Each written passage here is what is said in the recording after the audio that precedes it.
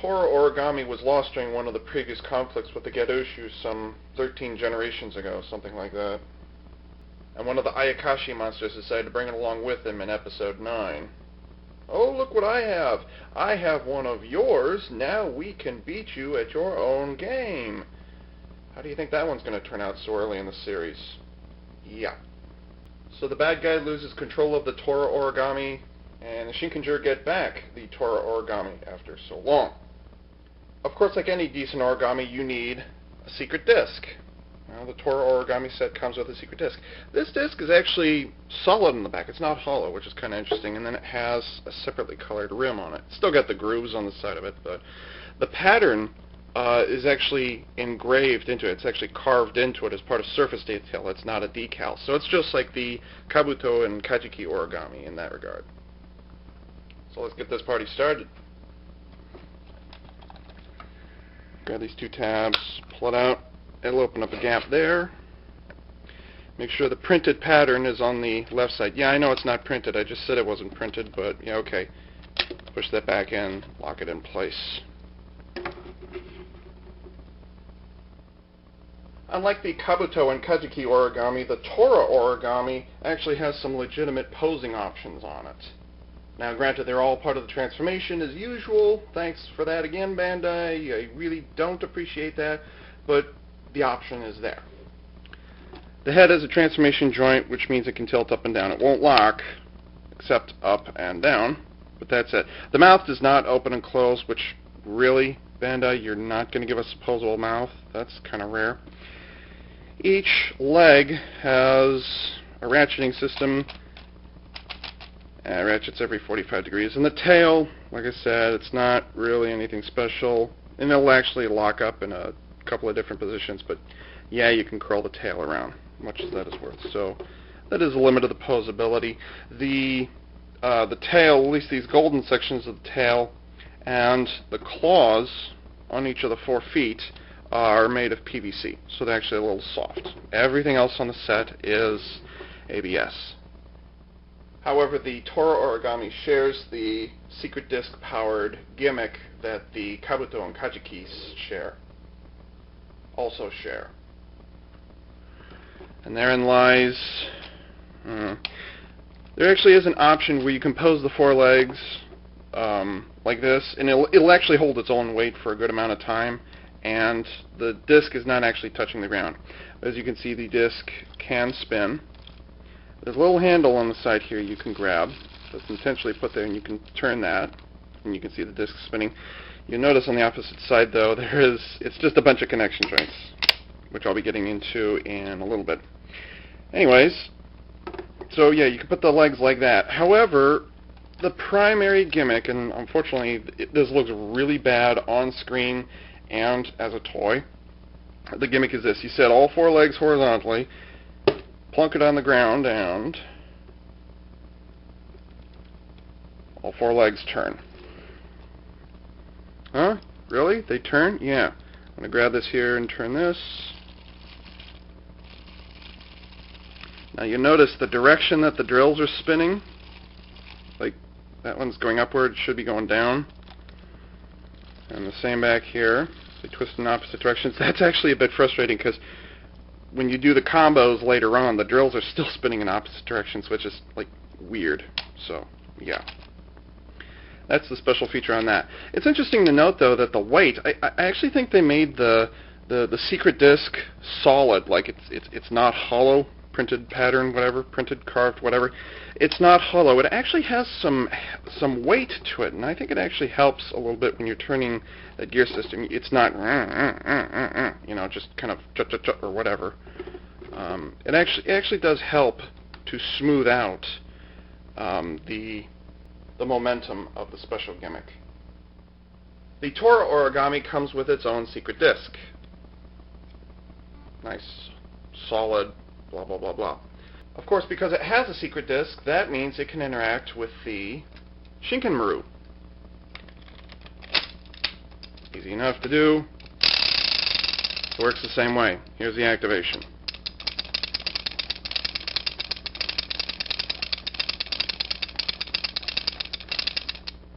Yeah, that's kind of cool. It's kind of typical, but a mouth roaring? Okay.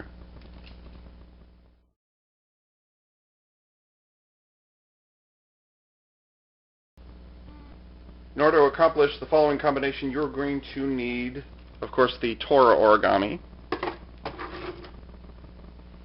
and the DX Samurai Gattai Shinken-Oh. Shinken-Oh is relatively easy to change.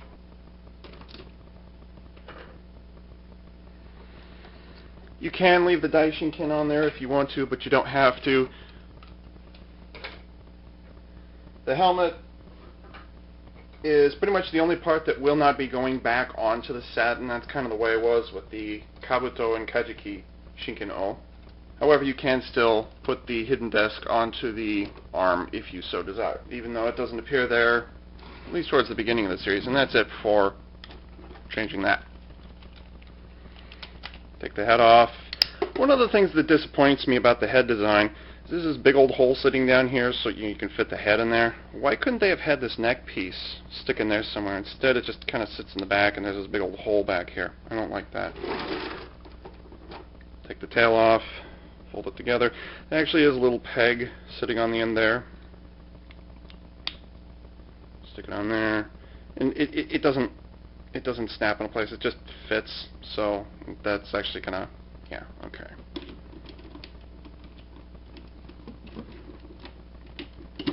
There we go. It's a little tricky the first few times to figure out how this works, but the easy way to remember which arms or which legs you're supposed to move around, fold that down right away and you know the orientation. So what you're going to do is you're going to take the legs that are on the left side of the Tora. Tora means tiger, by the way. And you're going to put them where the head and the tail previously were, and that's it.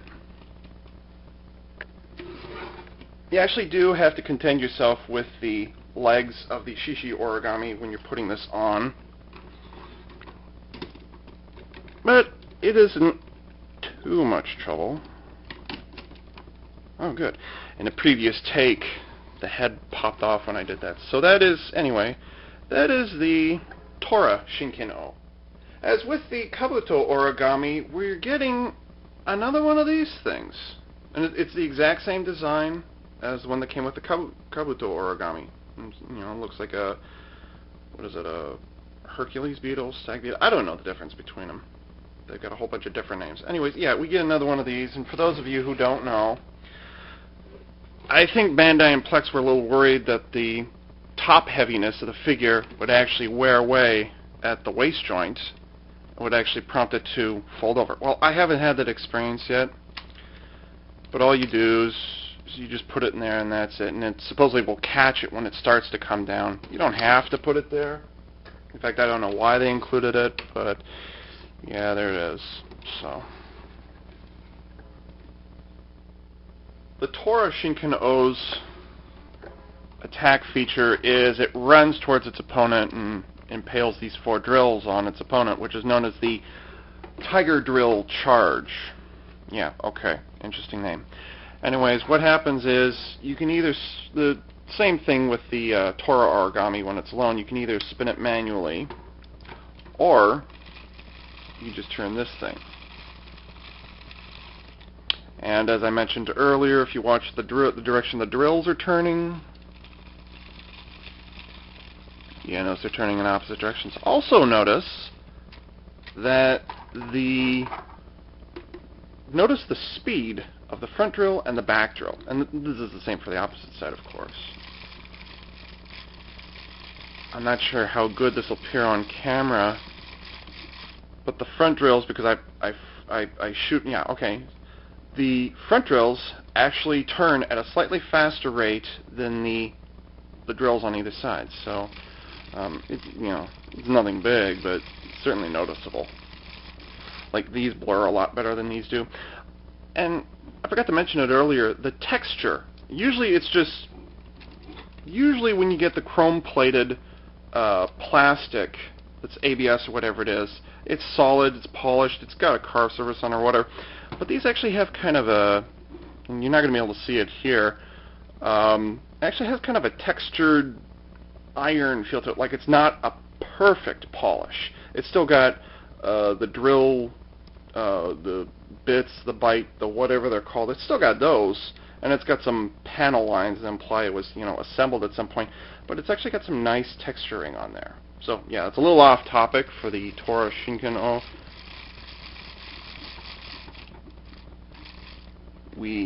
Okay. Then you can take the sword out. You can do that.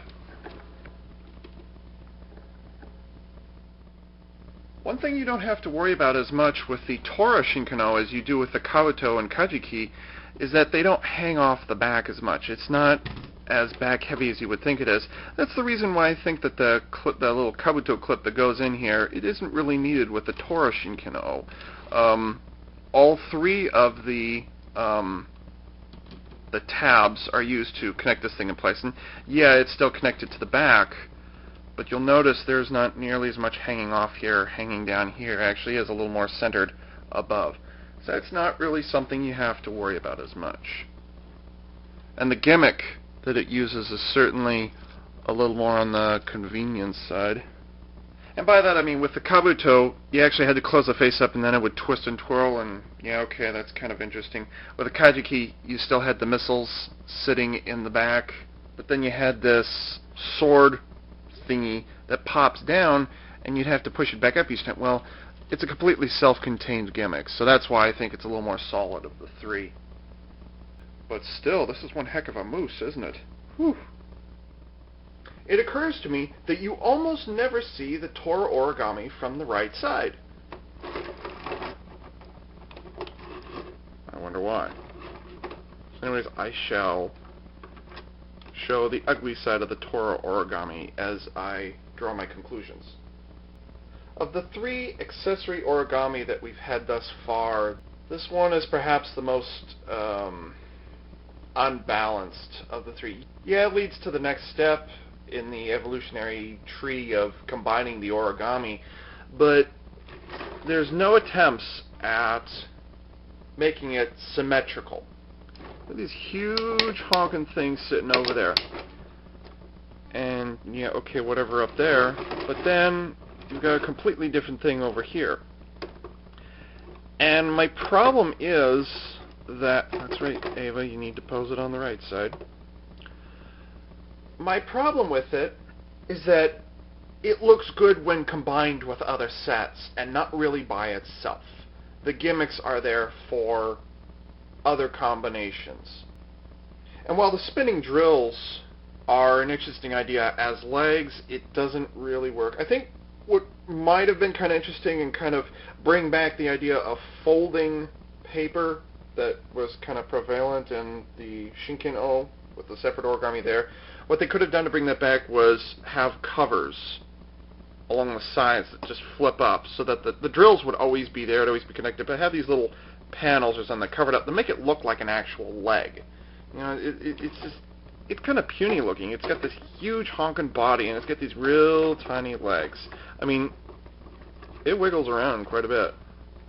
So while it has the, I'll say the best gimmick of the three, you know, having a whole bunch of things moving and integrating them well, even between, you know, the separating parts, for combinations it works better. And truthfully, up to this point, the Kabuto still remains my favorite of the three. And the Tora Origami here makes kind of a distant third. I mean, the Kabuto has it in appearance and in functions by itself. When you make the Kabuto Shinken-Oh, yeah, it's kind of interesting. The Tora Shinken-Oh is interesting, but the Tora Origami by itself, not so much.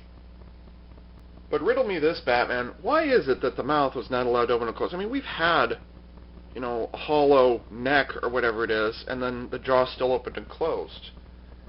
So that was kind of a not-so-cool thing. What I'm about to say here springs from personal shame and embarrassment to a certain degree. Maybe even a little bit of humiliation. 2009 was not exactly the best year for me to be reviewing Super Sentai. Unfortunately, everything that you see here, with the exception of the Shinkenmaru and the Shoto phone, is all that I acquired in 2009. I'm filming this on February 2nd, 2010. I ordered the Kabuto, Kajiki, Ika, and Kyoryu origami somewhere around late June, early July of 2009.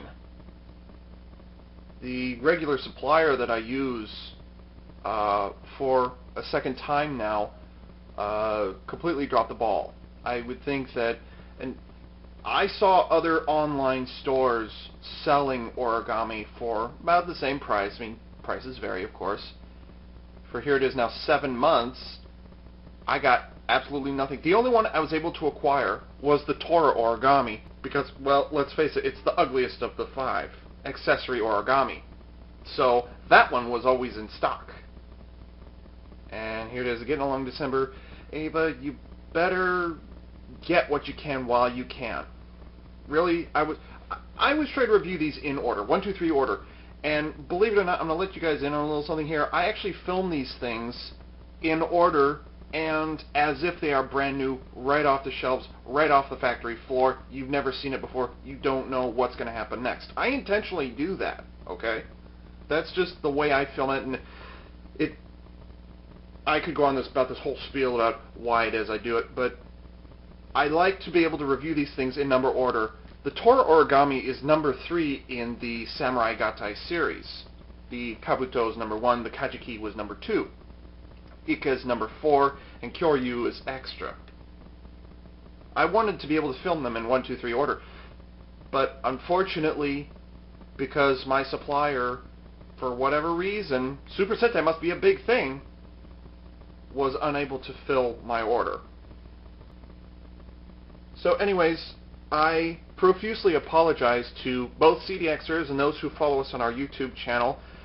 I apologize for failing you in 2009. I didn't mean to do that. I didn't want to do that. Even with all the Transformers even with all the Transformers Revenge of the Fallen, Transformers Animated, even a couple of Lego sets that I've been doing, the reason I did so much of that at one time was because I didn't have any Super Sentai to cover.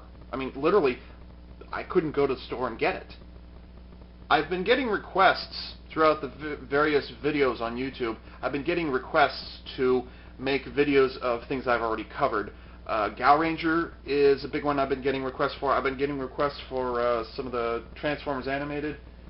I've been getting requests for more Lego sets. I've even got some, well, I mean, look at this. I got a whole shelf. I got a whole bunch of different things down here. I'm probably not going to go into the classics. I've already done those. But I got about 20, Transformers Cybertron sitting stuff down here. I've got an original Primus sitting in there, which nobody's covered. I'm claiming that. So I'm going to try and get into more of that in 2010 to try and make it for. I know I'm not the usual Transformers guy, although it seems I'm transforming into the current Transformers guy. No pun intended. Kamen Rider, I'm not a big enough fan, so I'm not actively pursuing it. Evangelion, you know me, I have limited taste in the merchandise there, so no Moe for you. And so, this is Ava Unit 4A for CollectionDX.com, signing off.